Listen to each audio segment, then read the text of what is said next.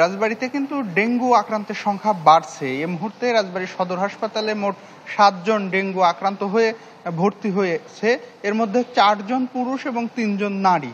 এবং চলতি মাসে রাজবাড়ীতে মোট 27 জন ডেঙ্গু আক্রান্ত হয়ে হাসপাতালে ভর্তি হয়েছিল এবং তারা সুস্থ হয়ে বাড়ি ফিরেছে। এই 27 জনের মধ্যে 19 জনই রাজবাড়ী সদর হাসপাতালে ভর্তি হয়েছিল। বাকি 8 জন রাজবাড়ীর পাংশা, বালিয়াকান্দি এবং কালোখালী উপজেলার।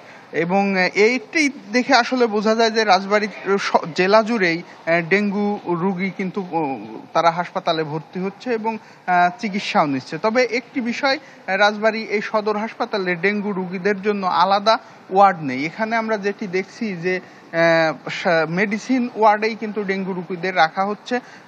এখানে হাসপাতাল কর্তৃপক্ষ যেটি বলছে যে রাজবাড়ী সদর হাসপাতাল 100 শয্যার, ফলে এখানে প্রতিদিনই 250-এর উপরে রোগী কিন্তু ভর্তি হয়। এজন্য জায়গা না থাকার কারণে আলাদা ডেঙ্গু ওয়ার্ড কিন্তু করা সম্ভব হয়নি। সাধারণ রোগীদের সাথেই তাদেরকে চিকিৎসা সেবা দিতে হচ্ছে। তবে রোগীদের পক্ষ থেকেও কিন্তু নানা অভিযোগ করছে হাসপাতালের সেবা নিয়ে। তারা বলছে যে হাসপাতালের ওয়াশরুমগুলো খুবই নোংরা এবং অপরিচ্ছন্ন, সেখানে যাওয়ার মতো কোনো ব্যবস্থা নেই। এছাড়া হাসপাতালের পাশেই তারা বলছে যে প্রচন্ড ময়লা আবর্জনা এবং সেখান থেকে দুর্গন্ধ আসে। সবকিছু মিলিয়ে আমরা যেটি দেখছি যে এই সেপ্টেম্বর মাসে আসলে রাজবাড়ীতে ডেঙ্গু আক্রান্তের সংখ্যা কিন্তু বাড়ছে। এবং গতকাল শুক্রবার ছিল, এখানে যারা দায়িত্বরত রয়েছে যে হাসপাতালের প্যাথোলজি বিভাগ বন্ধ থাকায় আসলে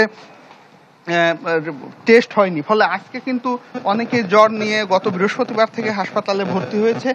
তাদেরকে টেস্ট করলে আসলে ডেঙ্গু রোগীর সংখ্যা আজকে আরো বাড়বে বলেই এখানকার দায়িত্বরতরা বলছে।